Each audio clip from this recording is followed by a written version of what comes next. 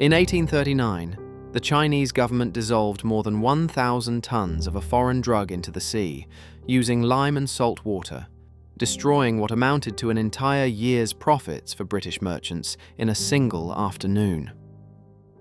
Britain's response was not outrage at the drug trade. It was war. The history books call it the First Opium War. That's technically true, but what almost nobody learns is that the most powerful empire on earth went to war specifically to protect its right to keep an entire nation addicted, and that the company running the operation was, for all practical purposes, the largest drug cartel in human history, wearing the polite name of a trading corporation. And nearly 2 centuries later, in a different country, on a different continent, a single pharmaceutical family would run an almost identical playbook, with almost identical consequences. But before we get there, we need to go back. Because this story starts thousands of years before the British East India Company ever existed, and it takes one of the darkest roads in this entire series before it ends. Opium comes from the milky sap of the opium poppy, harvested by scoring the unripe seed pod and collecting the resin that oozes out and hardens. Ancient civilizations across the Mediterranean and the Middle East had cultivated the plant and used its sap for thousands of years, primarily as medicine, prized for its remarkable ability to dull pain, suppress coughing, and induce sleep. Sumerian tablets dating back roughly 5,000 years describe the poppy using a phrase that translates to the joy plant. Ancient Egyptian, Greek, and Roman physicians all incorporated opium into their medical practice, and for most of human history, that was its primary role, a powerful but carefully rationed medicine, not a recreational substance consumed casually by ordinary people. Meanwhile, European society was developing its own quiet relationship with the same substance under a different name. By the 1700s, a preparation called laudanum, raw opium dissolved in alcohol, had become a staple of British and European households. Physicians prescribed it for pain, anxiety, coughing, and sleeplessness. Parents bought opium-laced syrup specifically to quiet crying infants. It was sold openly at every pharmacy, with no prescription required and no warning label on the bottle. To ordinary Europeans, opium was not a dangerous drug. It was a household necessity, nearly as unremarkable as tea. That quiet normalization of the substance would echo through everything that came later. China's relationship with the same plant was evolving along a different track. Opium had spread eastward along trade routes into Persia, India, and eventually Chinese ports through Arab traders sometime around the 7th century. For roughly 1,000 years afterward, opium in China remained largely what it had been in the ancient Mediterranean world, a medicine used sparingly to treat dysentery and pain. What transformed it into something else entirely was a specific technological shift. At some point during the Qing Dynasty, the practice of smoking opium, rather than eating or drinking it dissolved in liquid, spread through China, likely influenced by tobacco smoking habits introduced by Spanish traders.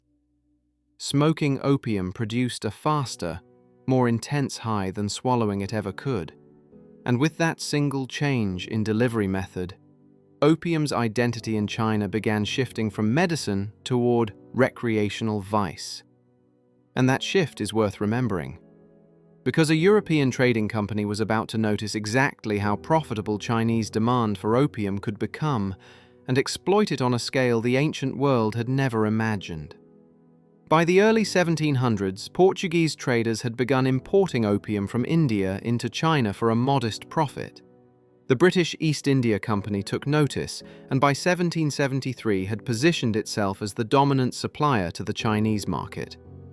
The company did something that gave it an enormous structural advantage over any rival. It established an outright monopoly on opium cultivation across the Indian province of Bengal, controlling the entire supply chain from poppy field to processed product, refining methods to grow the crop cheaply and in staggering volume.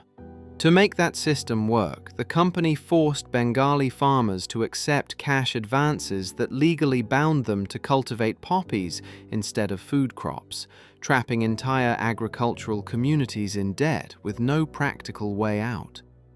Inside massive government processing factories, thousands of laborers spent their days shaping raw resin into transportable bricks by hand, breathing narcotic fumes for hours on end.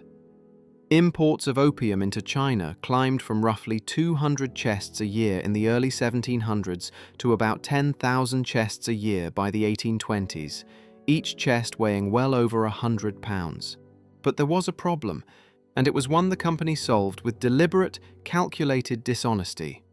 Selling opium in China was illegal. The Chinese imperial government had banned both the smoking and the trading of the drug as early as 1729, recognizing the social devastation it was causing, and issued repeated edicts reinforcing that ban over the following century. The East India Company's solution was not to stop. It was to launder the operation through deniability. Rather than ship opium into China directly under its own name, the company auctioned its Bengal opium to private merchants in India, who then transported it to the Chinese coast and sold it to local smugglers who distributed it inland through their own underground networks. The company itself never technically touched Chinese soil with the drug.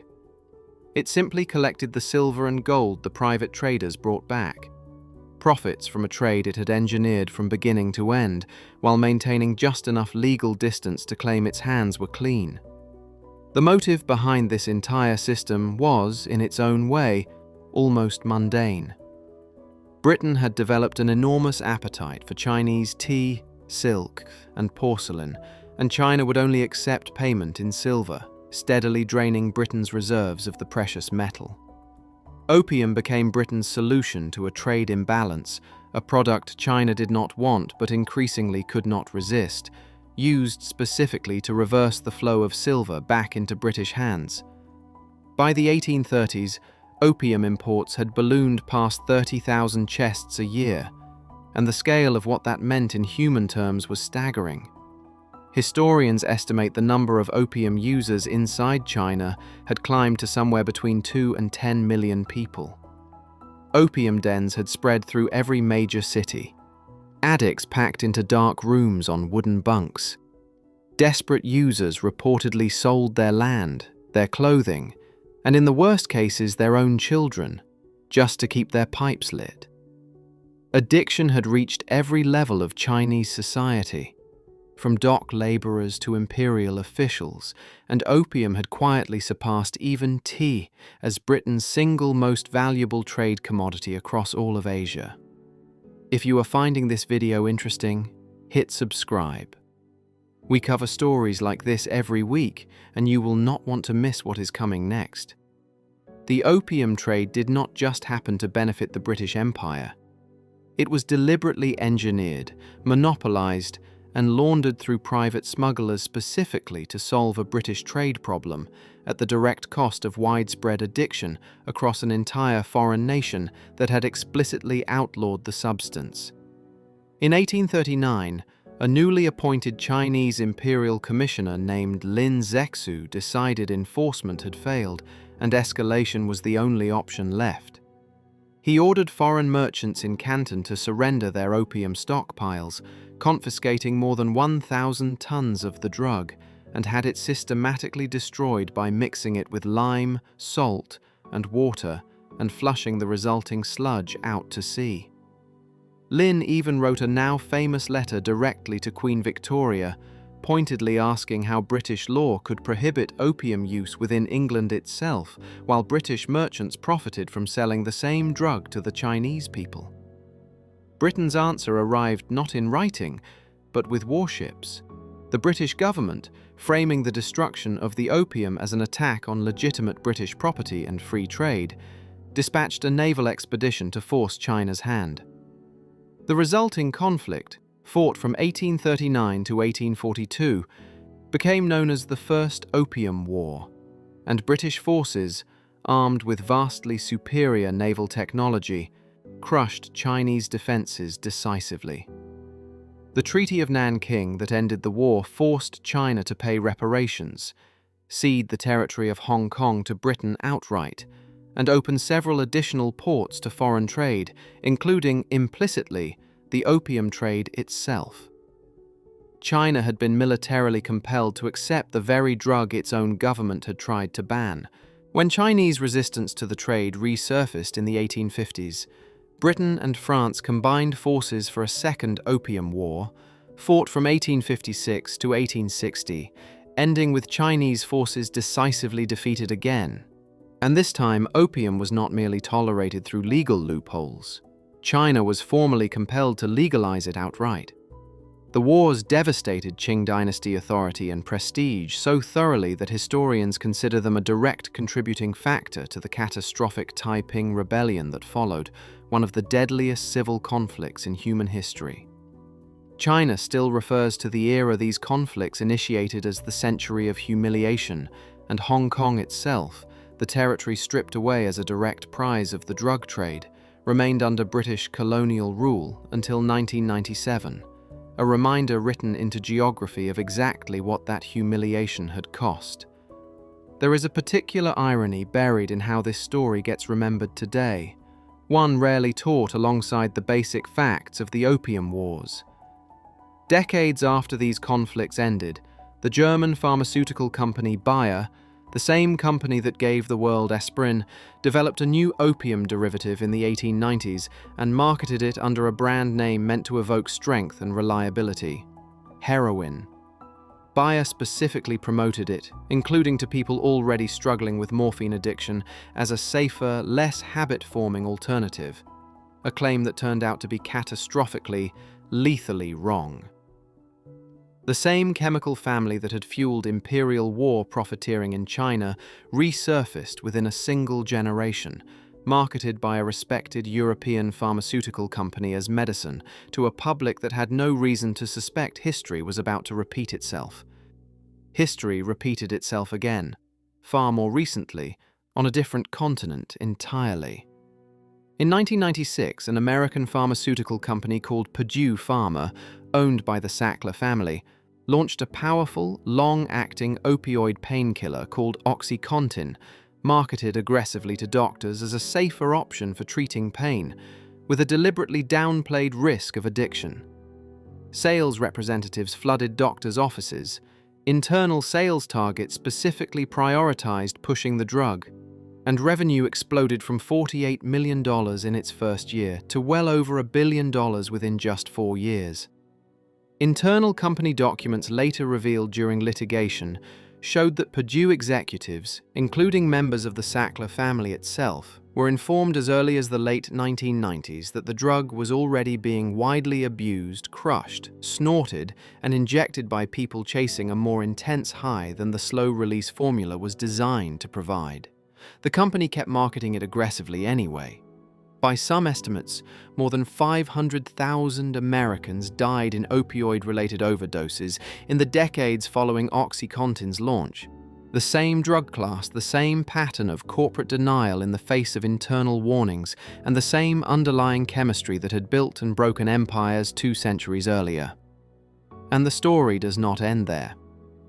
Today, the black market for opioids is dominated by fentanyl, a synthetic compound estimated to be 50 to 100 times more potent than morphine, responsible for tens of thousands of overdose deaths in the United States every single year.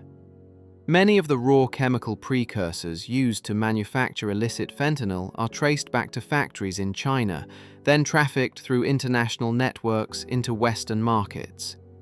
The trade route that once carried British opium east has, in a profound sense, reversed itself entirely. The players have changed. The underlying logic has not. A milky sap once called the joy plant by ancient Sumerians. A British trading company that engineered an entire nation's addiction to solve a balance of payments problem. 2 wars fought explicitly to preserve the right to keep selling a drug a sovereign government had outlawed. A German pharmaceutical giant that rebranded the same chemical family as a safer cure, decades before the truth became horrifyingly clear.